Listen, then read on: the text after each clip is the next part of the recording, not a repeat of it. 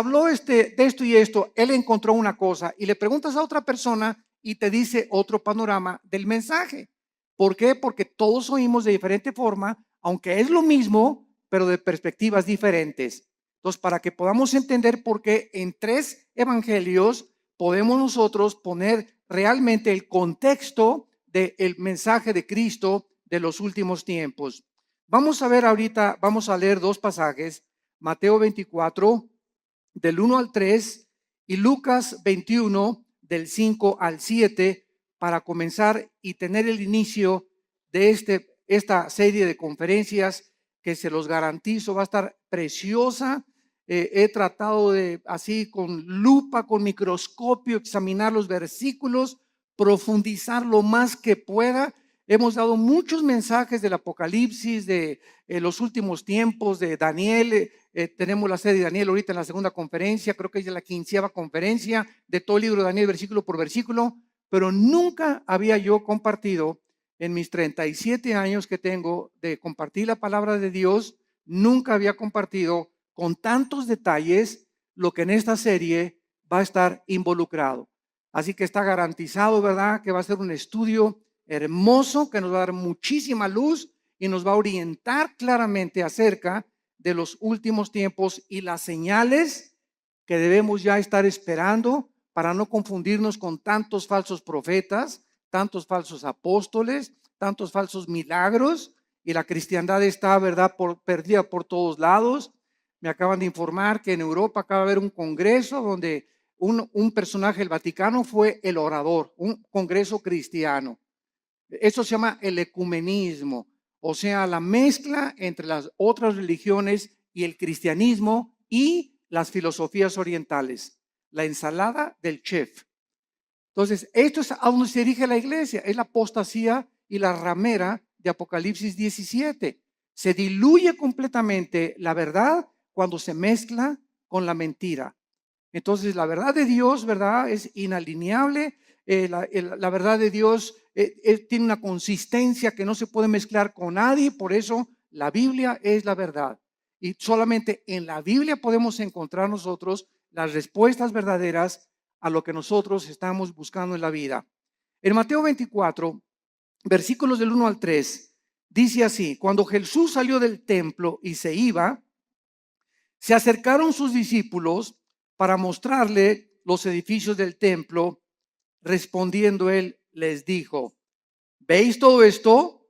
De cierto les digo que no quedará aquí piedra sobre piedra que no sea derribada.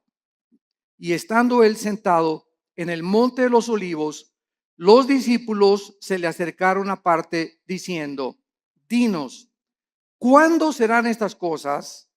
¿Qué señal habrá de tu venida y del fin del mundo?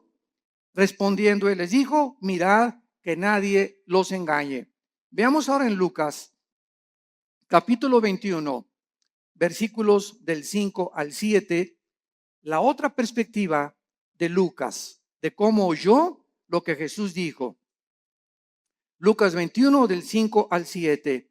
Y a unos que hablaban de que el templo estaba adornado de hermosas piedras y ofrendas votivas, dijo: en cuanto a estas cosas que veis, días vendrán en que no quedará piedra sobre piedra, que no sea destruida. Y le preguntaron diciendo: maestro, ¿cuándo será esto? ¿Y qué señal habrá cuando estas cosas estén para suceder? Lo primero que ahorita cualquier estudiante de la Biblia acaba de captar es que son preguntas diferentes. Y vamos a ver que hay 4 preguntas, hay otras en Marcos, pero unas están relacionadas con la destrucción del templo. Esto es muy importante. Vamos a comenzar ya a explicar esto. 2 preguntas están relacionadas con la destrucción del templo y 2 preguntas están relacionadas con las señales antes de que Cristo regrese. Entonces, el Señor Jesucristo estaba en el templo el día antes de su muerte, todo el día, y antes de su arresto. Y los líderes religiosos de Israel en este momento no dejaron un solo minuto en atacarlo, en lanzarle preguntas capciosas. Y aquí ya estaba completamente determinado que los líderes de Israel rechazaron completamente al Mesías. Y al finalizar este día, algo quedó muy claro: Israel rechazaba a Jesucristo como el Mesías. Y después de abandonar el templo, entonces él anuncia lo que acabamos de leer. Ven este templo tan hermoso que adoran todos y estos edificios tan hermosos, yo les digo que van a desaparecer y van a ser destruidos. Ahora, esta catástrofe de la destrucción que Cristo estaba profetizando, ¿cuándo se llevó a cabo? Esta respuesta fue 70 años después de Cristo, cuando Vespasiano, el emperador romano, envía a Tito, su hijo, general romano, y a sitian Jerusalén y no dejan piedra sobre piedra. Esta consecuencia de la destrucción del templo era por el orgullo de los judíos, que estaban completamente ensoberbecidos por la belleza arquitectónica de ello y por haber rechazado al autor de la salvación y no la construcción externa que ellos comenzaron a adorar. Veamos entonces estas 4 preguntas, porque los discípulos quedaron desconcertados cuando Cristo dijo: el templo será destruido. ¿Cuándo será la destrucción del templo? Pregunta número 1. Esta la hace Mateo, la hace Marcos y la hace Lucas. La segunda pregunta: ¿cuál será la señal de la destrucción del templo? O sea, primero, ¿cómo será la destrucción del templo o cuándo? Y segundo, ¿hay alguna señal para que sepamos que el templo va a ser destruido? Estas preguntas están relacionadas con el templo, como lo vimos anteriormente. Y la tercera y la cuarta es: ¿cuál será la señal de tu regreso? Esta pregunta la hace Mateo y la hace Marcos. Dinos una señal de cuándo vienes, Jesús. Y la cuarta pregunta: danos una señal de que estamos en los últimos días, de que nos encontramos nosotros ahora en esta generación. Y estas preguntas, como dijimos ya, están divididas en los 2 grupos. Las primeras 2 relacionadas con la destrucción del templo que tuvieron lugar después de la primera venida de Jesucristo hace 2000 años. Entonces, las primeras preguntas son relacionadas después de que Cristo murió, y las otras 2 se van a cumplir antes de que Jesucristo regrese. Pero noten ustedes en Mateo 24, antes de que Cristo diga cualquier señal, esto es asombroso, la advertencia que les hace. Antes de contestar las preguntas proféticas, hace una advertencia a Jesucristo. Mateo 24, versículos 4 y 5. Respondiendo Jesús les dijo: miren que nadie los engañe. O sea, él no responde ninguna de las 4 preguntas todavía.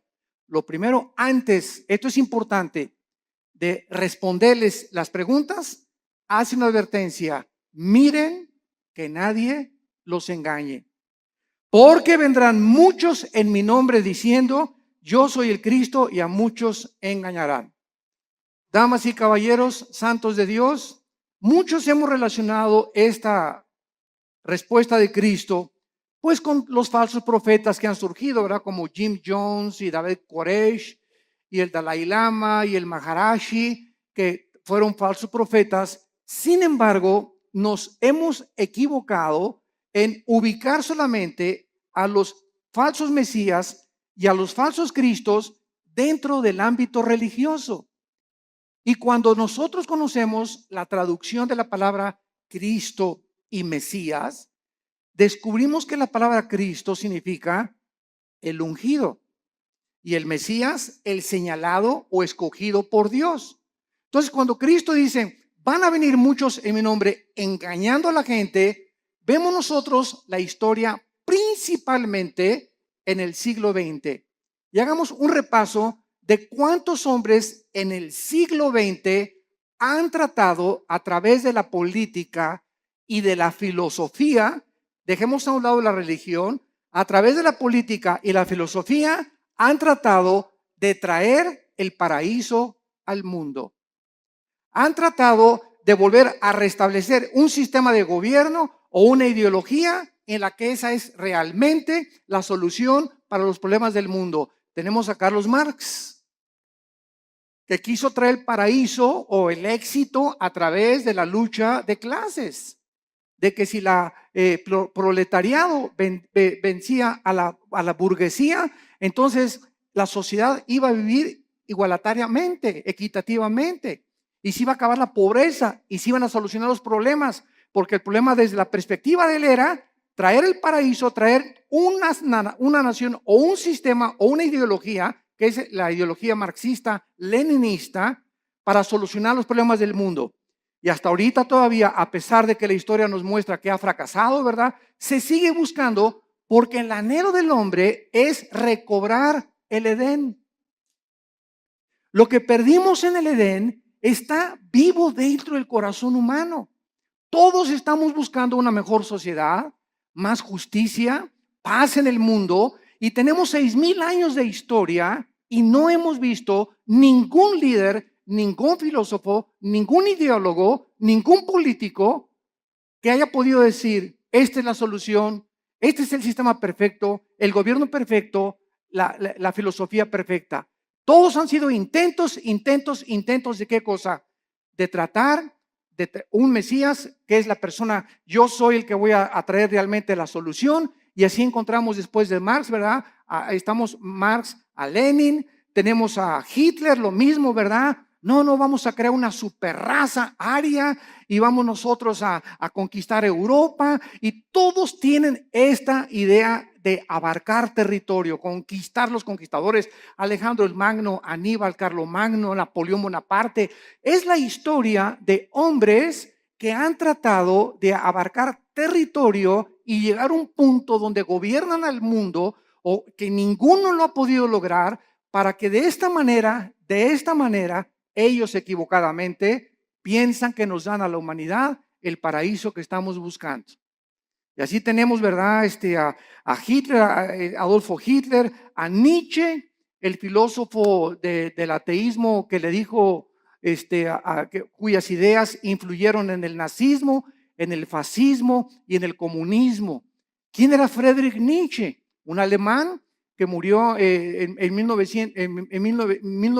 siglo XIX, siglo XX, y él dijo que había un superhombre que se podía crear, y que él estaba influenciado por ciertas filosofías del Medio Oriente para crear a una super raza, donde este superhombre no podía ser humilde, no podía ser manso, no podía ser misericordioso, porque estos eran debilidades, así dijo Nietzsche, del carácter humano.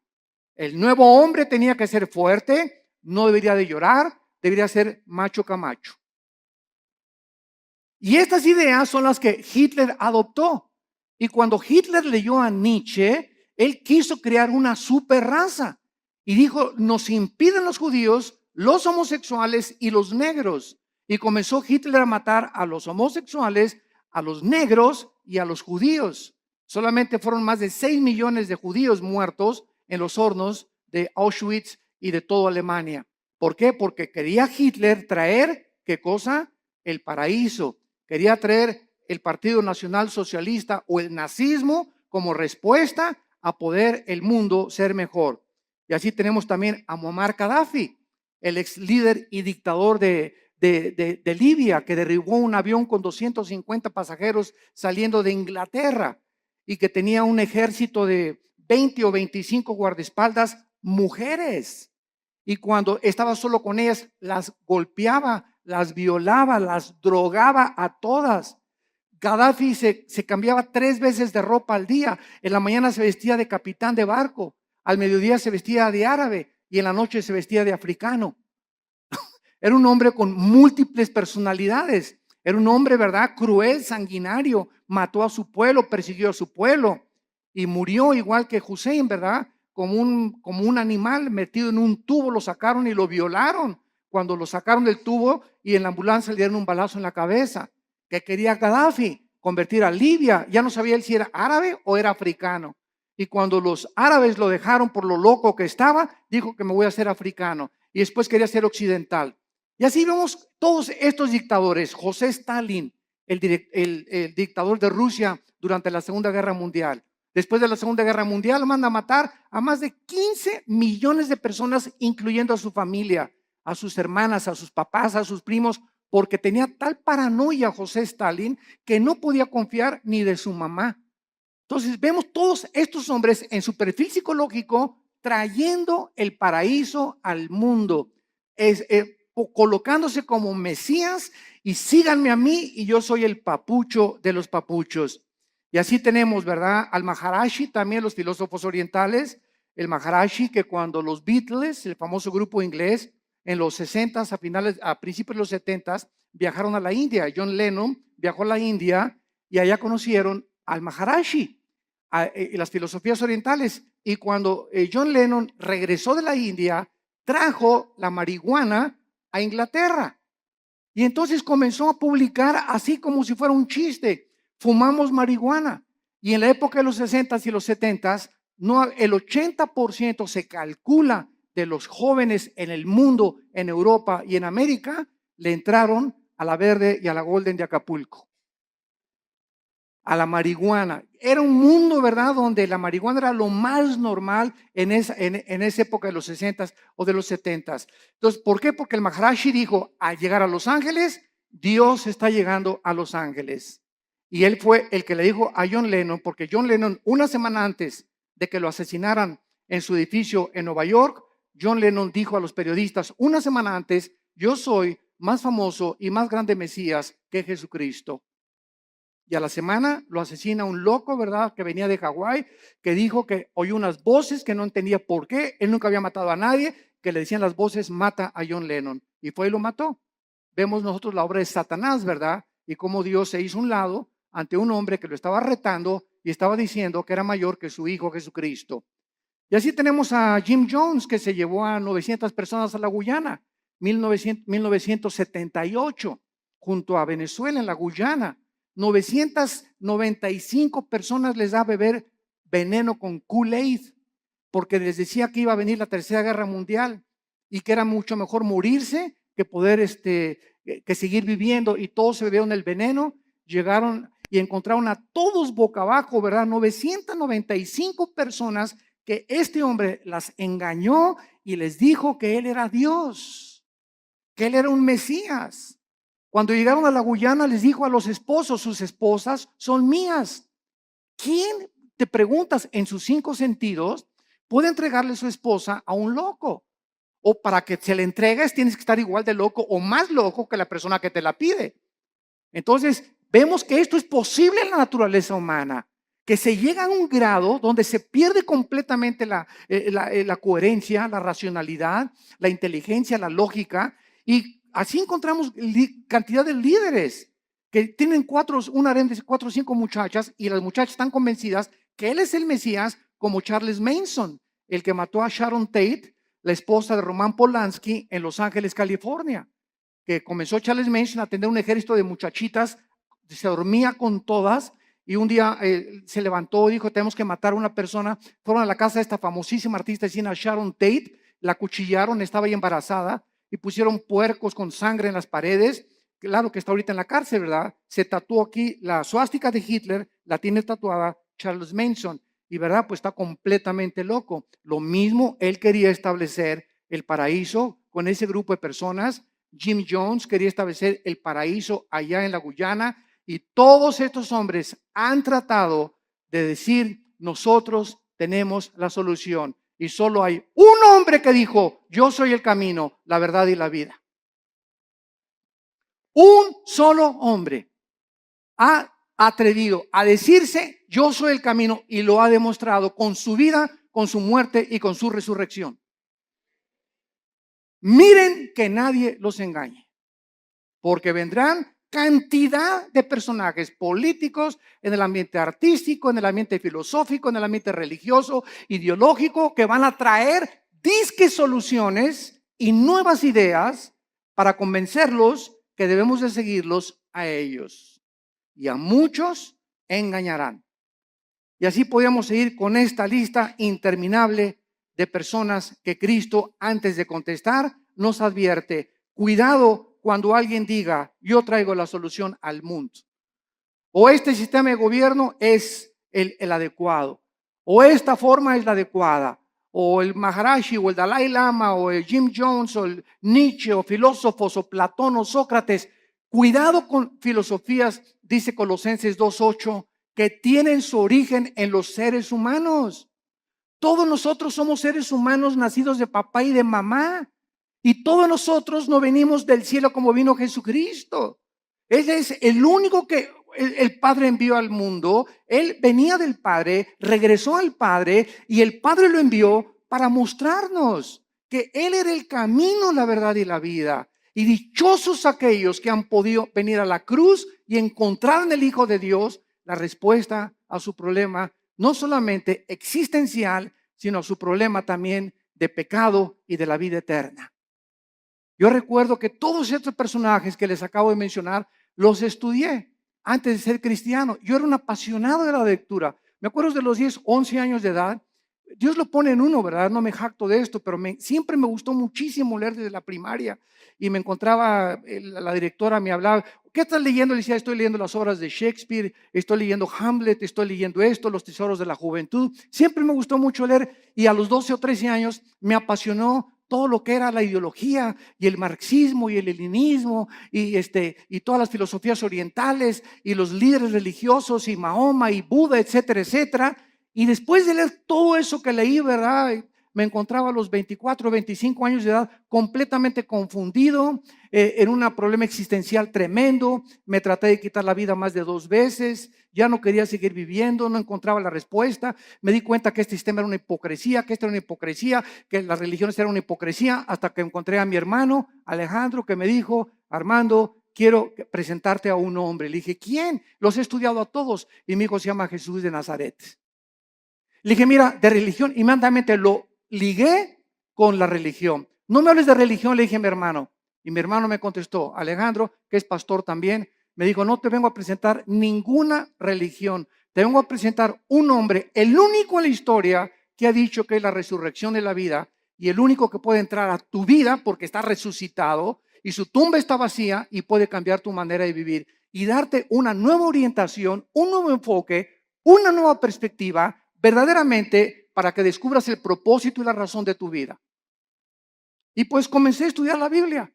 Y me acuerdo un día, ¿verdad? En 1974, caí de rodillas a las 5:30 de la mañana y le hablé a mi hermano Alejandro, y ven por mí, llévame con ese misionero que te habló de Cristo.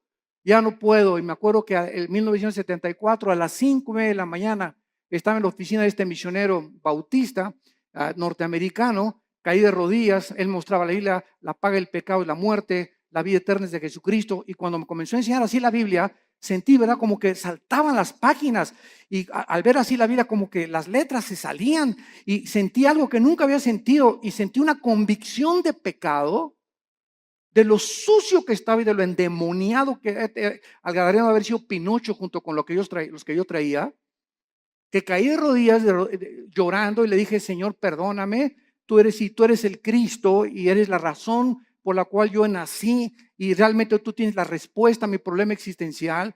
Te prometo que te sigo con todo mi corazón. Y en ese momento yo había llegado al final de mi búsqueda. Ya no tenía a nadie a quien buscar. Lo que realmente, el vacío que tenía yo, el vacío que han tenido todos esos líderes, el vacío que existe en la gente, es el vacío que solo Jesucristo puede llenar en tu vida y en tu vida y en tu vida. No hay nadie más, ni sigas buscando más, porque vas a seguir una búsqueda completamente vacía y completamente que no te va a satisfacer jamás. Cuando tú llegues a Jesucristo, has llegado al hombre que realmente tiene las respuestas a tu problema de dónde venimos, quiénes somos y a dónde nos dirigimos. Y es maravilloso, ¿verdad? Cuando estudiamos a Jesucristo, que venimos a estudiar una persona que nos da respuestas que trascienden completamente la lógica y la inteligencia humana. Y precisamente como él dijo, mis pensamientos no son vuestros pensamientos, ni mis caminos son vuestros caminos. Al venir a la Biblia nos estrellamos, chocamos con la mente de Dios porque no es nuestra mente. Y por eso el hombre natural, como dice 1 Corintios 2, no entiende las cosas de la Biblia. Y llegan por acá y, ay, ¿por qué tanta sangre? ¿Y por qué Dios mandó matar a los cananitas? Y aquí hay una contradicción. Y aquí hay esto. ¿Por qué? Porque en su mente, en su actitud, no están buscando la verdad. Están tratando de encontrar errores que existen en su limitación intelectual. Entonces, el problema no es el problema de Dios, el problema es el problema de nosotros, que somos como caracoles, como garbanzos, como renacuajos comparados con la inmensidad de la mente de Dios. Y que si vamos a comenzar a caminar con Dios, tenemos que caminar de rodillas detrás de Él, de rodillas. No se puede, dicen que la puerta al cielo es una puerta chaparrita, porque solamente entran los que se arrodillan. Pero si quieres entrar parado, te vas a estrellar, porque es la soberbia intelectual del ser humano la que le impide poder encontrar la verdad. Y fue la razón por la cual los líderes de Israel rechazaron a Jesucristo. Este viene a cambiar nuestra religión. Este viene a amenazarnos. Es una amenaza. Tenemos que eliminarlo, porque si no, no podemos nosotros seguir estableciendo el paraíso a través de las religiones. Y las religiones, todas las religiones, conducen a la muerte, porque el cristianismo no es una religión, es una relación personal, viva, dinámica, orgánica con alguien que vive en este momento y que quiere entrar a tu vida. Muy bien.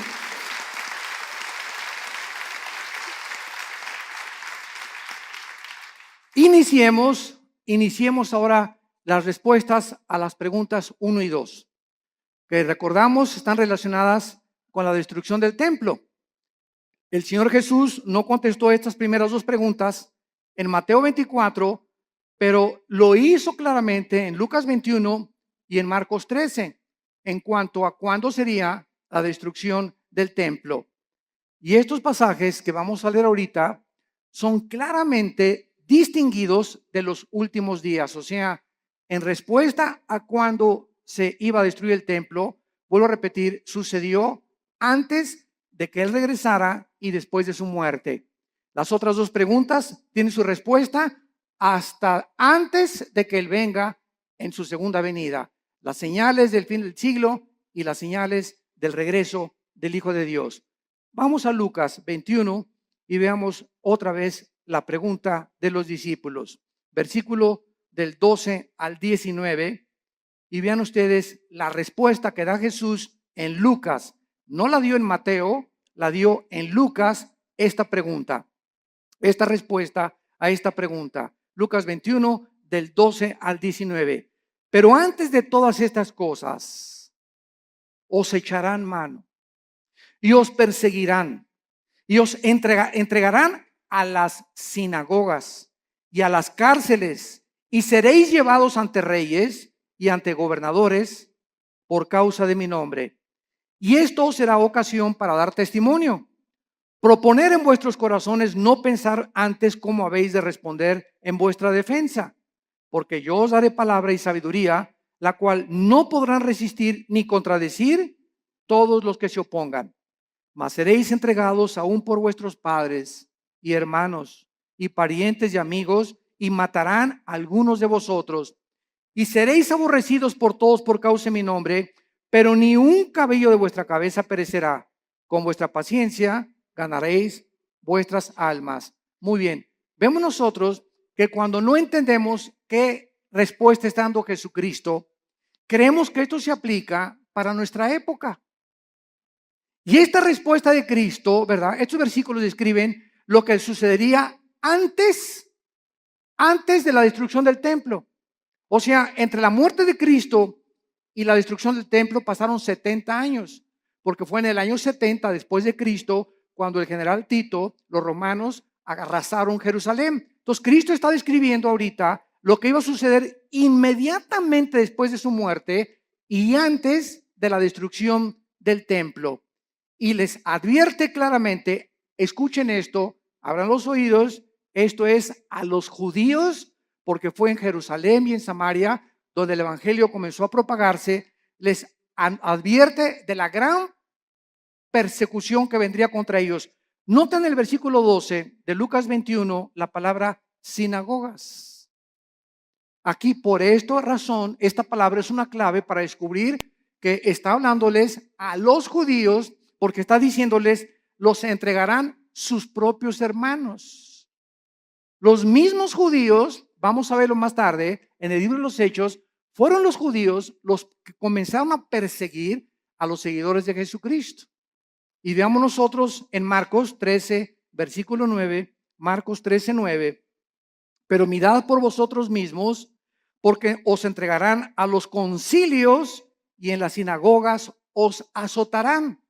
Marcos también responde y les dice a los judíos, usando la palabra concilios, que era un concilio, las cortes de los judíos, los lugares donde los judíos juzgaban a los judíos. Entonces, tanto Marcos como Lucas está diciéndonos, ¿verdad?, que antes de la destrucción del templo, ellos iban a ser perseguidos. Veamos rápidamente esto en el libro de los Hechos. El apóstol Pablo fue llevado ante Félix, el gobernador romano, para ser interrogado. Hechos 23 y Hechos 24. Y después Pablo apeló para ir al César. Hechos 25. Después de la destrucción del templo, los judíos continuaron siendo perseguidos, los judíos, por muchos siglos. Pero miles de judíos se convirtieron a Cristo durante los primeros siglos. Veamos rápidamente algunos ejemplos. Hechos 2:41.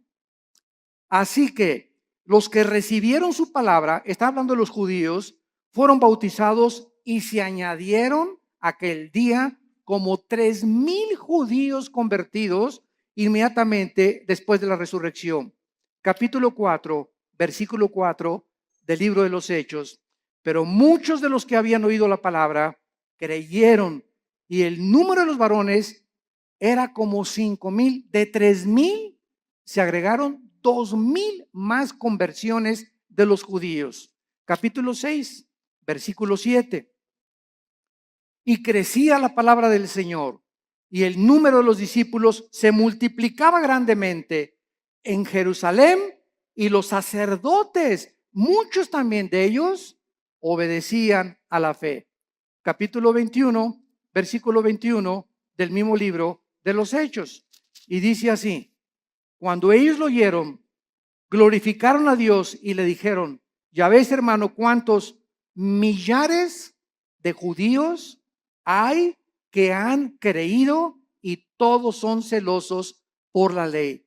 Pero al mismo tiempo que miles de judíos se convirtieron, fueron también los mismos judíos los que comenzaron a perseguirles a ellos.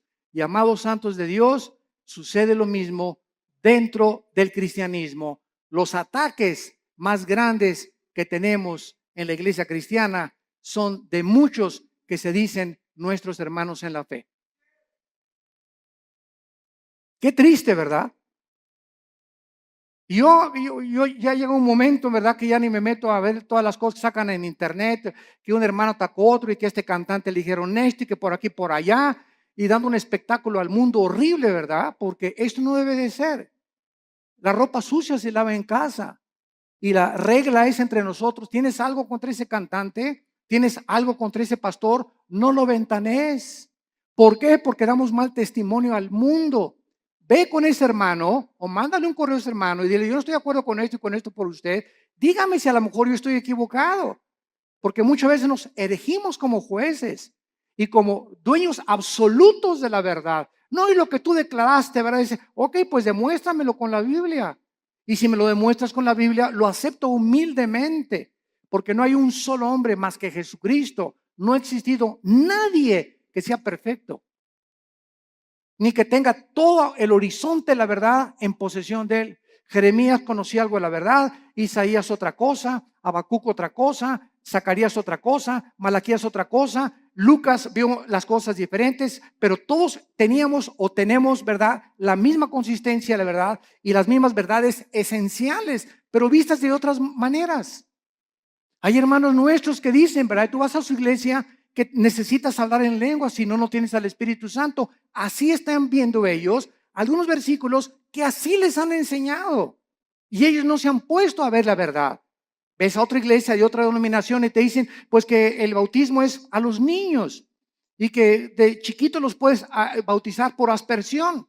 Así ellos ven el bautismo, otros no, ¿verdad? No, tienes que someterte debajo del agua para realmente ser bautizado conforme a la Biblia. Otras iglesias creen que los cristianos pueden tener demonios. Otros dicen que un cristiano no puede tener demonios. Todas estas cosas no son esenciales. No, o sea, el día que estemos en el cielo, me voy a encontrar un hermano que me dijo que yo que tenía que hablar en lenguas y va a estar conmigo en el cielo. Me voy a encontrar a los hermanos que creían que tenía demonios y a los que no creían que tenía demonios. Me voy a encontrar en el cielo a los que dijeron que el bautismo del Espíritu Santo es una experiencia subsecuente a la conversión, que después de que te conviertes necesitas el bautismo del Espíritu Santo. Aunque yo no creo eso, ¿verdad? Hay muchos que lo creen, pero me los voy a encontrar en el cielo. ¿Por qué? Porque eso no es lo que nos va a salvar. Lo que nos salva es la sangre de Jesucristo. La salvación por la gracia de Dios, y que sin ninguna obra de la ley recibimos nosotros el perdón de pecados. Mientras tú creas estas verdades esenciales, estas demás cosas en las que estamos peleándonos, ¿verdad? No son esenciales. Y es importante que todos tengamos otra perspectiva, porque así la tenían los discípulos. Pedro y Juan le dijeron de a Cristo que caiga fuego del cielo y vamos a matar a estos infelices, ¿verdad? Los hijos del trueno, los hijos del Zebedeo les llamaron. Los otros discípulos no eran así. Pedro era arrebatado y Pedro era esto. Juan era todo lo contrario, todo calmado, todo tranquilo, retratado siempre en el pecho de Jesucristo, etcétera, etcétera. Tomás el Dídimo era agnóstico, ¿verdad? Y todo lo dudaba, pero ninguna de estas cosas les impidió que pudieran concentrarse, puestos los ojos en lo que es más importante, en Jesús, el autor y el consumador de nuestra fe. Muy bien. Y vemos ahora la otra pregunta en esta misma cuestionamiento que le hacen a Cristo. Ahora, ¿cuál será la señal de la destrucción del templo? Ya contestamos, ¿cuándo será? Cristo está diciendo, antes de que el templo se destruya, pasará esto y esto y esto y esto. Los van a perseguir, los van a echar de las sinagogas, los van a juzgar sus propios hermanos. Y ahora les voy a decir, ¿cuándo será esta señal? La historia nos confirma, esto es asombroso. La historia nos confirma que la Biblia es la palabra inspirada por Dios. Las profecías lo confirman, la genética lo confirma, la geografía lo confirma, la arqueología lo confirma, la antropología, la física, la química, la literatura y cualquier rama o cualquier disciplina que tú puedas estudiar confirma la veracidad y autenticidad de la inspiración del libro que tenemos estudiando en esta mañana. El levantamiento de los judíos contra los romanos ocurrió en el año 66 después de Cristo. Apúntalo. Ahí comenzó cuando los judíos comenzaron a tratar otra vez de liberarse del yugo de Roma. Con la dramática derrota final en la famosa montaña del Masada. No sé cuántos de ustedes han ido a Jerusalén. Los que nos han acompañado en los viajes a Jerusalén, nunca dejamos a un lado Masada. Masada es una como montaña inmensa y nos suben por funicular. Nos suben por funicular y hasta allá arriba de Masada están los baños donde se bañaba Herodes, que tenía vapores y todo. Es como un cráter hasta arriba de la montaña. Y ahí los últimos judíos que fueron alcanzados por los romanos como no podían subir y hacer la guerra, los sitiaron. Creo que fueron 4 o 6 meses, según el escritor romano Flavio Josefo y Plinio, que fueron escritores del primer siglo de la época cristiana. Y entonces los romanos los sitiaron y los dejaron morirse de hambre. O sea, pues ya se les acabó la comida, ¿verdad? Y se esperaron hasta que ya no tuviera nada. Entonces los judíos, para que los romanos no subieran y violaran a sus esposas y mataran a sus hijos, se suicidaron. Se cortaron todos, ¿verdad?, con la espada y encontraron a más de 900 judíos ahí muertos. Fueron los últimos judíos que resistieron al imperio romano. El emperador Nerón se suicida en el año 68 después de Cristo y Vespasiano, que era su principal general, ocupa el imperio de Roma. Vespasiano manda a Tito a que rodee Jerusalén y que acaben completamente con todos. Y no hubo ningún cristiano, escuchen esto, ningún cristiano mesiánico. O sea, de aquel tiempo, como ya vimos, había casi más de 5,000 convertidos ninguno de estos fue muerto en el sitio contra Jerusalén porque creyeron en las palabras de Jesucristo. Les salvaron de la masacre haber obedecido a Jesucristo. Ahora veamos también nosotros, ¿verdad? Que el término en Lucas 21:24, vayamos a Lucas 21:24, hay una profecía que hasta este momento se está cumpliendo. Y el escritor romano Fabio Josefo, como citamos anteriormente, escribió que casi 100,000 judíos fueron tomados como esclavos y vendidos en varios lugares dentro del Imperio Romano. Son los que cuando sitió Jerusalén Tito sobrevivieron y fueron casi 100,000 judíos, y entonces vino lo que se llama la diáspora, ¿verdad? Los mandaron a todas partes del mundo en los 5 continentes. Y vean la profecía de Cristo, Lucas 21:24, y caerán a filo de espada. ¿Cuándo se cumplió? En el año 70 después de Cristo. Y serán llevados cautivos a todas las naciones. Se cumplió después del año 70 hasta 1948 que se independizó Israel. Y andas ahí buscando a Nostradamus. ¿Qué dice Nostradamus? Jesús, María y José y el burrito que los acompaña. Cada cosa que Jesucristo profetizó, la historia lo confirma. Y escuchen esto, y Jerusalén, esto es asombroso, será hollada, o sea, pisoteada por los gentiles hasta que los tiempos de los gentiles se cumplan. El tiempo de los gentiles, esto es muy importante para los estudiantes de la Biblia.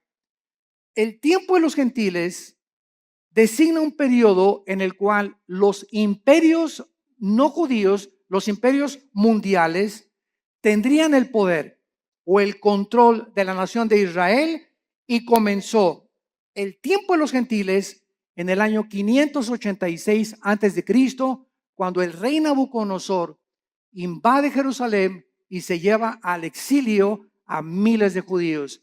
Desde el año 586 hasta 1948, para ser exactos, el 14 de mayo, la nación de Israel, después de casi 2000 años de haber sido dispersada por todos los continentes para que se cumplieran las palabras de Jesucristo, ante los ojos expectantes del mundo, se reúne Israel y el 14 de mayo se declara la libre nación soberana independiente de Israel.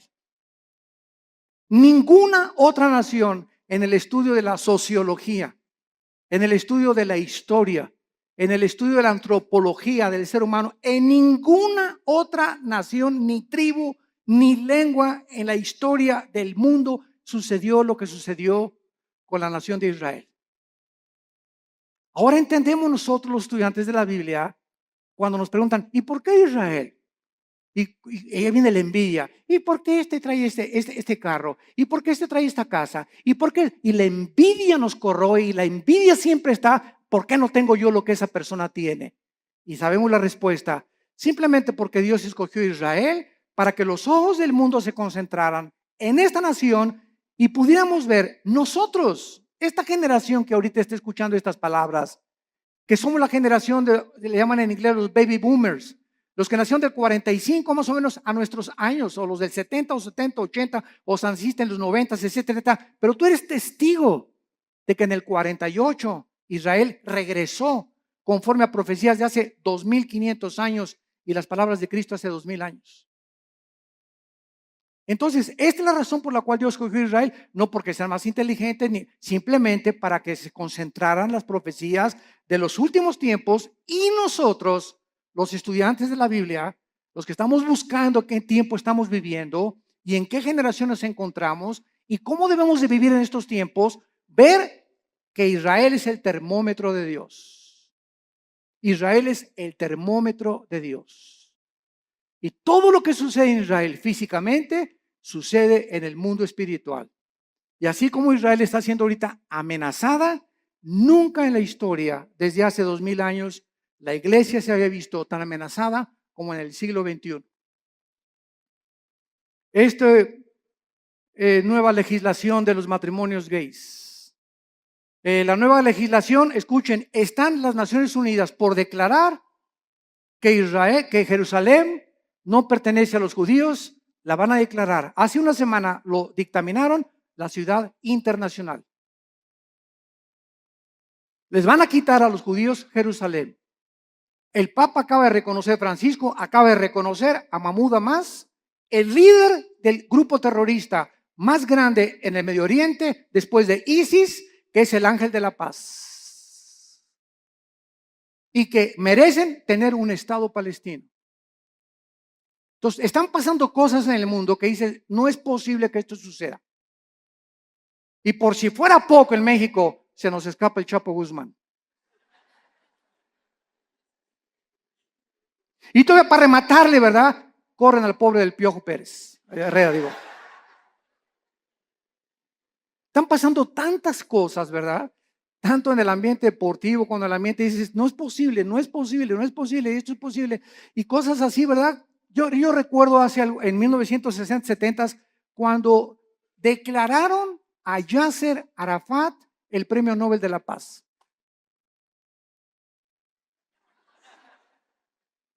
¿Cómo es posible que al más grande líder terrorista, que en 1972 mató a más de 15 atletas judíos en Berlín, en las Olimpiadas en Múnich, en Berlín, en Alemania, cómo es posible que lo hayan declarado el Premio Nobel de la Paz? ¿Cómo es posible que ayer perdió la América? Es otra cosa, ¿verdad? Después nos peleamos por eso. Bueno, vemos entonces claramente que Jesucristo está hablando claramente y ahora va a contestar las preguntas 3 y 4. Vamos a Mateo otra vez y vemos nosotros en Mateo que en respuesta a estas preguntas, Cristo comienza a describir varias señales que aparecerán antes de que Él regrese. Como guerras a gran escala, pestes, hambres, terremotos, martirio de creyentes, falsos profetas, odio y poco amor entre los cristianos. Mateo 24, versículos del 4 en adelante. Respondió Cristo, mirad que nadie los engañe. Ya vimos esta advertencia detenidamente, porque vendrán muchos en mi nombre diciendo yo soy el Cristo, oirán de guerras y rumores de guerras. Aquí nos detenemos rápido. Todo esto lo vamos a examinar con muchísimo detalle. Y vamos a ver cuántas guerras ha habido. Porque muchas guerras siempre ha habido. Muy bien, estoy de acuerdo contigo. Pero nunca hasta el siglo XX se formó la Primera Guerra Mundial. 1914-1917. No fue hasta el siglo XX. Y años después, en 1939 al 45, la Segunda Guerra involucra a las naciones del mundo. Y de la Segunda Guerra Mundial a nuestros días, que se formó la famosa Naciones Unidas para tratar de impedir bombas atómicas como las que soltaron en Hiroshima y en Nagasaki en 1945, ha habido más de 350 revoluciones y golpes de Estado. Y ahorita el mundo se encuentra al borde de una guerra nuclear. Con nuestra tecnología y nuestros estudios científicos y el ateísmo y toda la soberbia del hombre, nos encontramos al borde de nuestra propia autodestrucción. Y si no lee el periódico de ahorita, el Reforma, el de mañana, que ya comenzó la Guerra Fría, Rusia está mandando aviones bombarderos rodear Canadá y Estados Unidos. Estados Unidos mandó hace 2 semanas 235 tanques a Ucrania y a Crimea. Están mandando ahorita F-16 y F-22 también a Europa porque creen que realmente Putin va a tratar de apoderarse de Estonia, de Eslovenia, de Lituania, para poder conquistar todo el sur de Europa y comenzar a expandir su poderío. Y como Putin apoya a Irán, y detrás de ellos está la China y son los 3 principales miembros del Consejo de Seguridad de las Naciones Unidas, el mundo se encuentra ahorita bajo estas 3 naciones. Estados Unidos es un cero a la izquierda ya completamente. Europa no puede intervenir porque el gas de Rusia, que provee el 65% a Europa, dependen del gas, dependen del petróleo del Medio Oriente. Y en el Medio Oriente, Irán, Rusia y China se encuentra ahorita la amenaza contra el mundo occidental, Europa y las Américas. Hay un vacío de liderazgo en el mundo. Una vez que Estados Unidos ha caído, ya no va a haber ninguna nación que defienda a otra. Queda la OTAN, la Organización de Países del Atlántico del Norte, para defender algunas naciones. Las que no están en la OTAN no tienen con qué defenderse. Y está el mundo ahorita hirviendo ante la naturaleza humana, contestando la pregunta en Santiago 4, 1 y 2. ¿De dónde vienen las guerras? Dice Santiago 4, versículo 1 y 2, de las pasiones dentro de nosotros que combaten. ¿De dónde viene tu envidia por tu vecino? ¿De dónde viene tu envidia por los ricos? ¿De dónde viene la envidia o el desprecio de los ricos hacia los pobres? ¿De dónde viene el racismo? ¿De dónde vienen todas esas pasiones dentro de nosotros que son la soberbia, la ambición? Todas esas cosas que son negativas al alma y que te enferman en la mente porque estás viendo distorsionadamente la perspectiva humana. ¿De dónde viene? La Biblia nos da la respuesta: del pecado. De esa fuerza maléfica que está dentro de nosotros y que tiene que ser dominada únicamente por el Espíritu Santo. Y mientras tanto puedes ir a Alcohólicos Anónimos, Neuróticos Anónimos, Marihuanos Anónimos, al psicólogo, al psiquiatra. Puedes hacer todas las panaceas que estés buscando para poder encontrar que le quiten la locura a mi hijo, que cambien la marihuana a mi hija, que mi hija no sea prostituta. Podemos ir buscar miles de cosas. No hay nada en el mundo más que la sangre de Cristo que cambie el corazón humano. Todo lo demás son panaceas y esfuerzos inútiles de poder transformar al ser humano en un ser altruista, amable, considerado, perdonador, sin envidia, sin ambiciones, sin avaricia. Solo Cristo puede hacer este milagro en el corazón de los seres humanos. Dejamos hasta acá nuestro estudio y te damos las gracias, Señor, por tu palabra. Te damos las gracias, Señor, por haber delineado